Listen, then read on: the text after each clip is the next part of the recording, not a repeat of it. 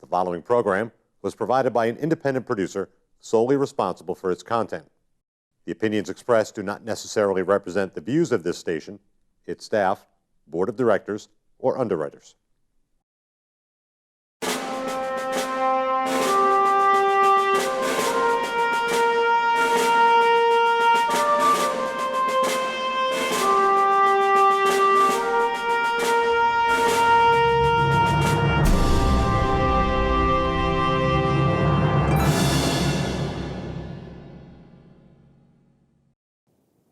Hello and welcome to Perspectives. My name is David Schoeneman. I'm your host on this program, and I'm the Ward 3 Alderman here in the city of Nashua. On Perspectives, we take a look at issues that are of concern to Nashua residents and taxpayers on a state, local, and even a national level, and we look at them from various points of view. The reason we do this is that we want you, our viewers, to be as informed as possible on the issues that are facing our society today, so that you can contribute to the conversation as you choose fit in areas that are of particular interest to you. One of the areas that I think is of most concern to most of us on all levels in government these days is government spending, particularly how it affects the prioritization of expenditures as we move into some very difficult budget cycles. As most of you know, we have a spending cap here in Nashua, which provides protection against government overspending to Nashua's taxpayers.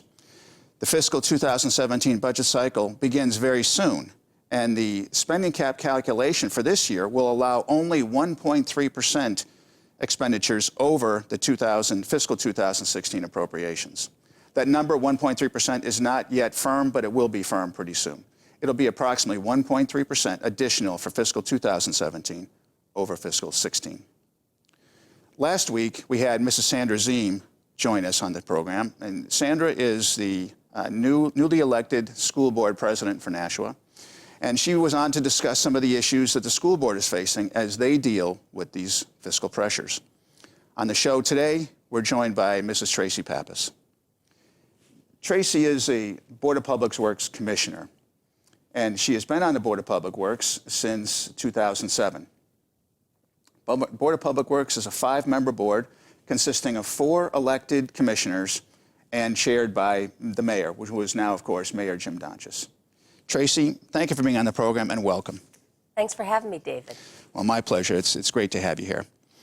In fiscal 2017, we're facing a lot of budgetary problems. One of the most important things the Board of Public Works does is keep the streets clear in the event of a snowstorm. Last year, of course, we had some catastrophic snowfall. Yes. This year, it's not as bad. In fact, we've had a very, very light winter. My understanding is that in the wake of a season like we had last year, the city will begin to look at the snow plan and yes, consider how best to keep the streets clear for businesses and schools so that the city can function and that we can do it at a cost-effective way. Can you share some of your insights into what the snow plan is and what we want to look at going forward in terms of budgetary concerns? Certainly. First priority is obviously to get our streets clear. We do the main roads first, and we have side streets. This year, we're fortunate enough to have the GPS systems. We started with all of the trucks that do snow removal, and that's supposed to help with snow. And we have been very fortunate to have such a light snowfall. And I hope we're able to use the money well if we have any unspent snow funds. I hope so too. Now, how does the GPS system work? What does that do? So what it does, it enables the supervisor to look on a computer screen and to be able to tell where a truck is. So if they get a call that someone's street is blocked, they're going to be able to look on the computer and they can say, okay, truck 25 is closest there, and then they can radio that truck, and as soon as he or she has finished plowing the street they're at, they can go to another emergency if someone really needed to get out of a street. So the plan includes getting the most heavily traveled streets done first, the main arteries. Correct. Then does it go to side street? Does it go to schools? Where do we go from there? It starts at the main roads, and it hits hills. I think hills are our second priority because if you can't get up a hill, you can't make it out of your street. And then side streets off of the main roads. I see. Then how do schools factor into the plan and sidewalk plowing is a big issue. How does all that factor in there? It is. What happens is once the streets are cleared, we have to do all of the parking lots. Now, we share equipment with the school department, which makes a lot of sense because it's all comes from taxpayers' funds. So the school department clears the high school parking lots.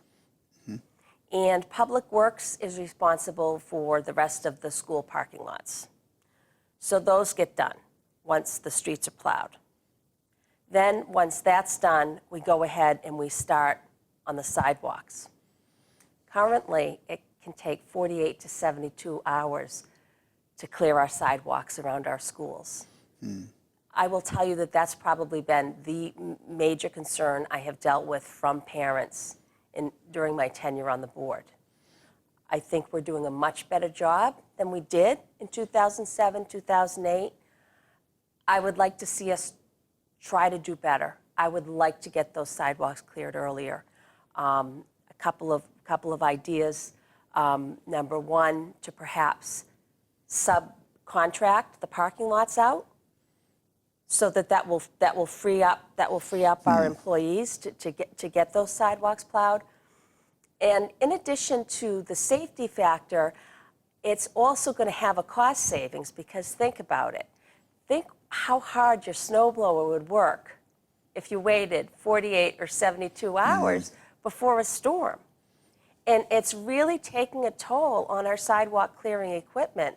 I think that we'd have a lot more longevity if we started clearing those sidewalks quicker. The other thing that might help a little bit, it may not make a major difference, but I think that every little bit helps, is something we don't have control over, and that's what time we call schools. So currently, the superintendent speaks with the superintendent of streets, and the superintendent gives him an update, or the superintendent of the streets gives the superintendent of schools an update, and it's up to the superintendent to make that call. To make that call, whether to cancel school or not? To cancel school or not at 5 a.m. So 4 a.m. I think would give us a little bit more leeway, but that's not something Public Works has control over.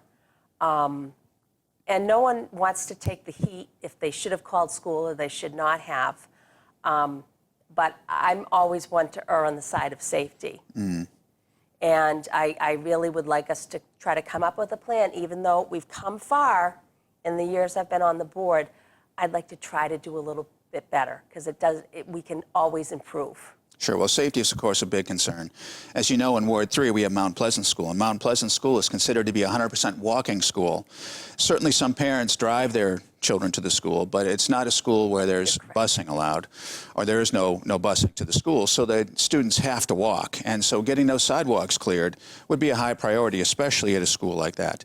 So if we could, if I understand you correctly, if we could have the plow drivers plow the streets and then go directly to sidewalk clearing, that might save some time, because right now they go from plowing the streets to clearing the parking lots. Correct. Then once the parking lots are clear, then they come back to the sidewalks. And meanwhile, school may have resumed because it's 48 or maybe 72 hours later and kids have been walking in the streets. That's an interesting idea. In a year like this, where we have very little snow, we have money budgeted to snow. We haven't used it. What should we do with it? What happens to that money at the end of the year if we're fortunate to not have any major snowstorms from here until spring? Well, I think the Board of Aldermen will not have a whole lot of say over that. I think once we have the money, we have the money. To sidestep a little bit, a lot of the controversy surrounding the downtown sidewalk project was that seed money was started by Mayor Lozo, was taken from an easy winter. So that sidewalk project really started without the aldermen having say because we had a chunk of money to start it. And then once it started, I think they felt the need to go forward. If I had any say over it, any money we have set aside from the snow fund should go directly into paving. What I'm hearing from residents is they want back to basics. They don't want us to do any construction jobs. They want their roads plowed. They want their sidewalks cleared. They want to be able to drive down without losing a wheel in a pothole. And I think that would help get back to basics. The one other item that I would consider is perhaps we have a snow trust fund, which has saved us the last few years. If we thought that we could use a little bit more in that, maybe take some of that money for that, I wouldn't have an objection to it. But I think the Board of Aldermen could be helpful, and maybe someone could come up with some sort of legislation to say that the money left over from the from snow removal will go to paving, because that has been an area that's been ignored for decade upon decade. Yes, it has, and it's certainly been an area of great concern to the folks here, because most of what Board of Public Works does affects everyday life, really more than any other department in the city, whether it's snow plowing or paving or trash pickup or make sure the lights on and the faucets work and the drains work and all that sort of stuff. So clearly paving has been an issue that we have neglected to some degree. Very much so. There was a bond proposal that came out in the last aldermanic term, which was rejected by the Board of Aldermen, which would have funded by bond paving for a certain portion of the city streets. It would have been about $17 million. There were some issues with that. It didn't pass. It would have had the benefit possibly of sidestepping the spending cap a little bit. Yes. It would have, which I don't know is a benefit. It's one of the consequences. I don't approve of that kind of thing. I don't think we should sidestep the cap. But it would have had the benefit of paving a lot of roads at the same time, but those roads might not have been, they might have worn out at the same time in the future, necessitating that a whole bunch of roads be done at the same time again in the future. To me, staggering the paving would make a little more sense. And we have to also prioritize which roads need to be paved ahead of which others. Yes, we do have new paving software, which I think is going to be very helpful in that. Obviously, the bond issue goes to the Board of Aldermen.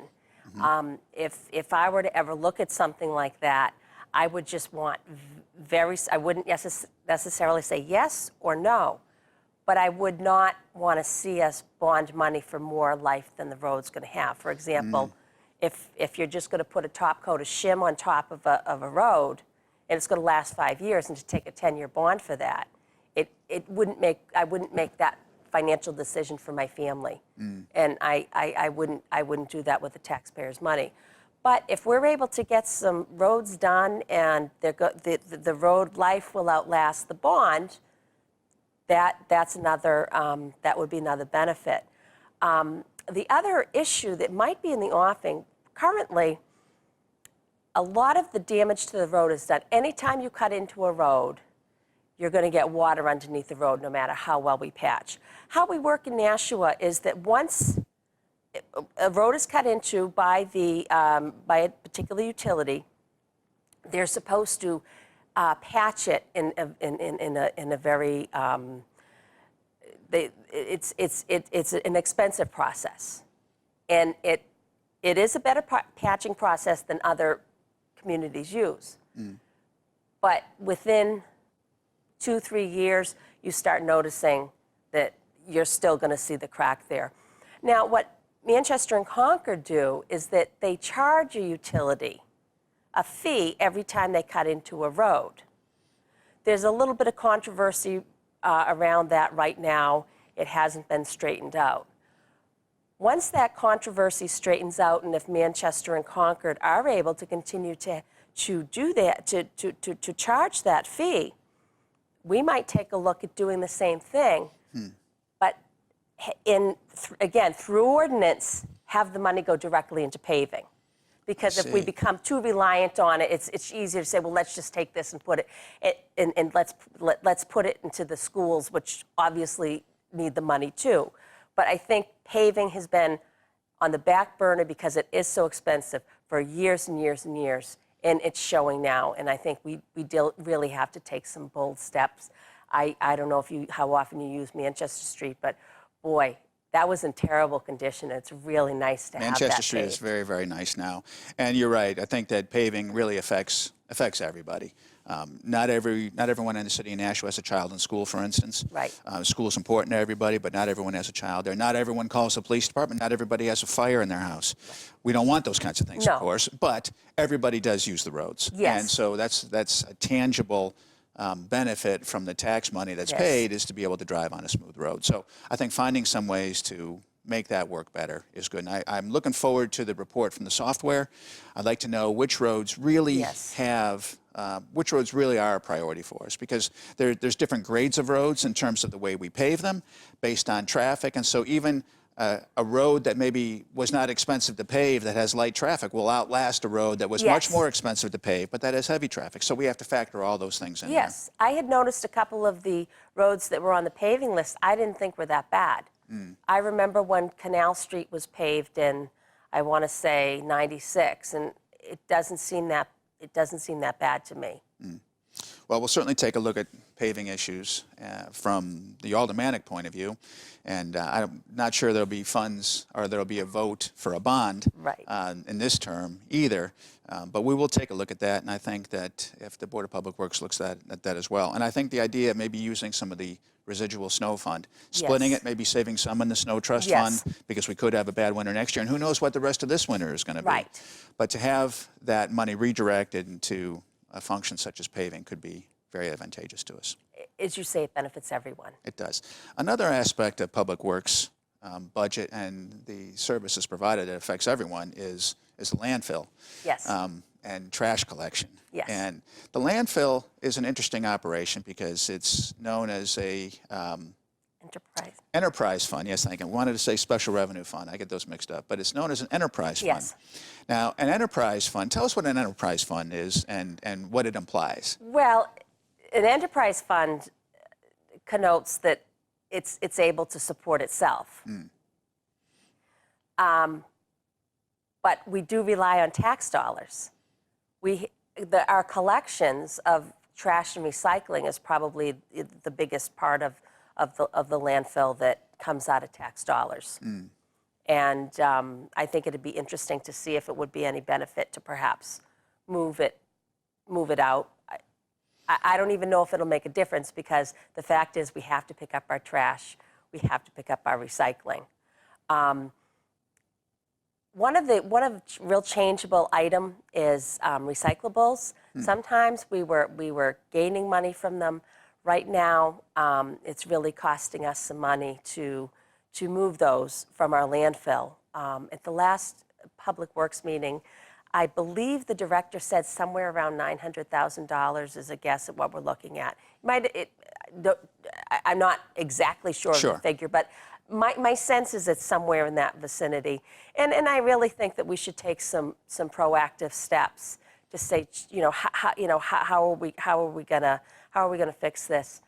A few years back, we talked about upping the fee, the landfill sticker fee, and the Board of Aldermen didn't approve that, so that didn't go through. One of the other items that I think would really be helpful is when electronics are really expensive for us to get rid of. That's a big expense, and right now we don't charge for them.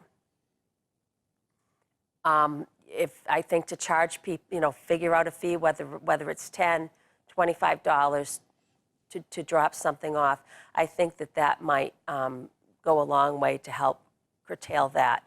And as I said, a lot of people won't like it, but we can visit the idea of the landfill sticker fee. The only reason I shy away from that is it is a real benefit when people will bring in some of their soft yard waste. Sure, of course. It does save us.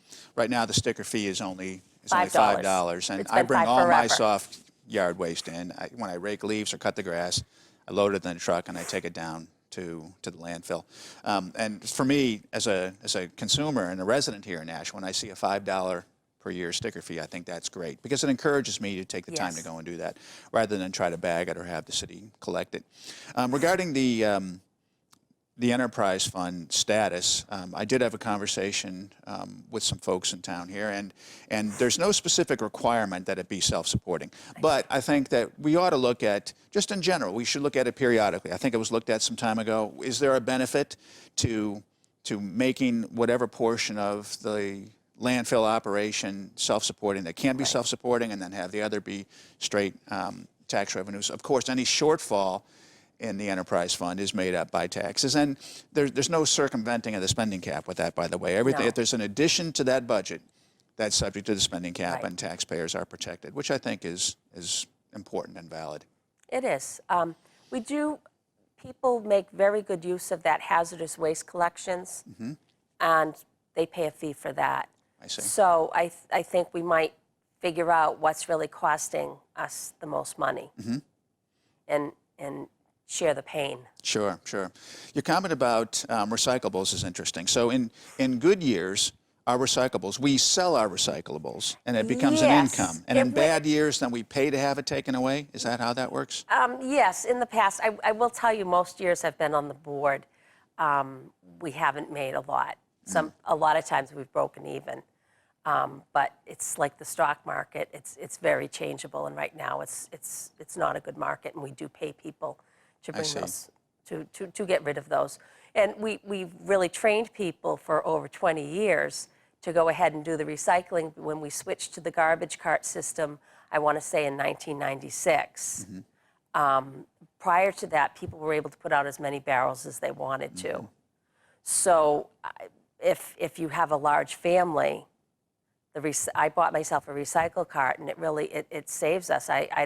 If I threw everything in the trash that I recycle, I would need a second can. Yes, well, I'm sure there's many families that are in the same situation. It'd be nice if we were able to make some money on that aspect of it, and when recyclables were being bought from the towns, that was great. But we also have the benefit, by using recyclables, of not filling the landfill, because the landfill has a limited life. It does. Once it's filled, it's filled. And do you know how many years we have left on that at present consumption? I don't know the number myself. I'm not trying to put you on the spot. But I do remember the figure of 50 years in 2007. I remember a figure quoted a couple of years ago when it was like 20, 25. I see. Or So 20 to 25 years. So I've heard a very large, I haven't seen anything in writing, but I remember specifically hearing 50 years in like maybe 2008. And then a couple of years ago, I heard 20 to 25. Now, we do get money from allowing people to bring their stuff to our landfill. So we have commercial other towns, haulers. commercial haulers. Yeah, we have commercial haulers dump their stuff, but we get money from that. But we're also giving up landfill life. So Sure. So we have to figure out the trade-off on that. Are we getting enough to compensate for the loss of landfill life that we're dealing with here? It's a pretty complicated analysis. It is, and well, that's why we have to have public works commissioners who are on top of the game, as I know that you are. Well, Tracy, thank you very much.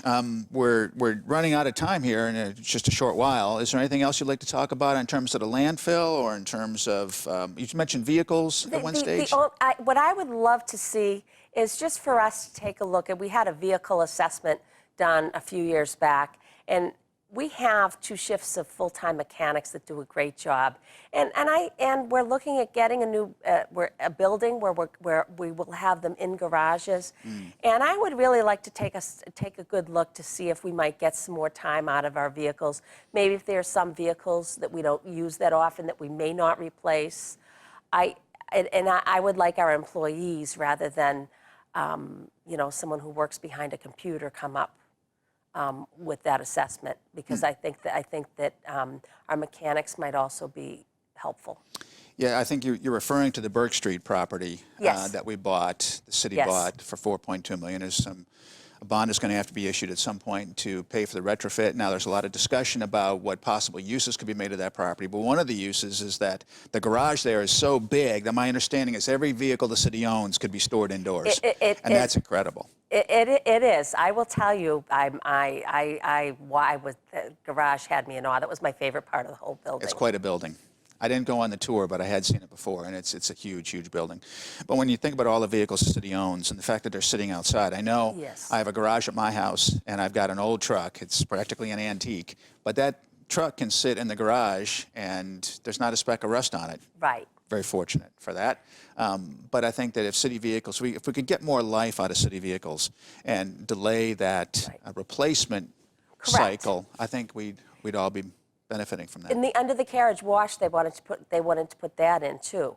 So that's even a bigger benefit. That would add Sure. to the benefit. Sure, and it's possible with that facility there. And there's Yes. some other possible uses that are being discussed. One use we can touch on real briefly here too, because it also affects Board of Public Works, of course, is the Parks and Rec Department. Yes. Parks and Rec has buildings in Greeley Park, and Greeley Park has all the beauty that it has, and then we see some rather old buildings there. And my Yes. understanding, I didn't do the research myself, but my understanding is there was a resolution that came through the Board of Aldermen about 100 years ago that said we should move the Parks and Rec buildings out of Greeley Park. Yes. And it's 100 years later, 2016, and they're still there. So I think with that Burke Street property, we finally have the possibility of consolidating public works into one area, which of course brings all kinds of scale benefits, but gives us the added benefit of taking our historic Greeley Park, the Yes. beautiful historic Greeley Park, and cleaning it up. And then who knows what we might do with that space.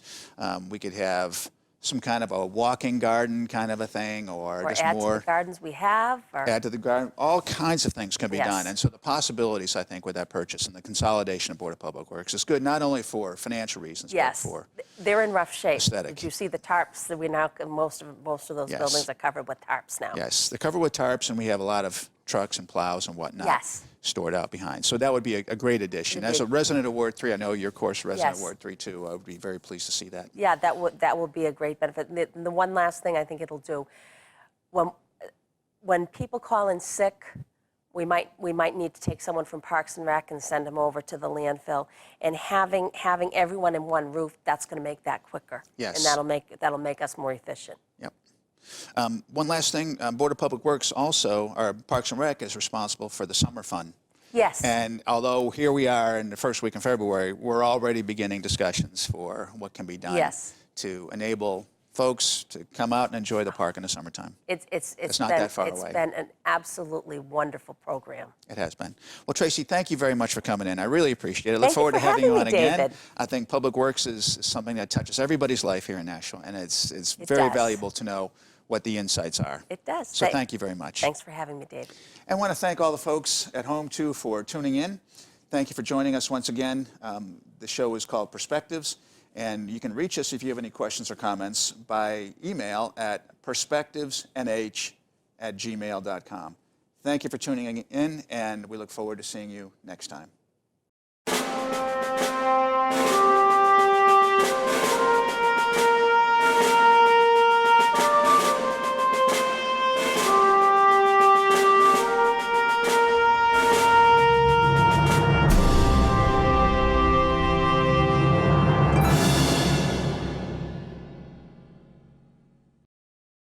The preceding program was provided by an independent producer solely responsible for its content. The opinions expressed do not necessarily represent the views of this station, its staff, board of directors, or underwriters.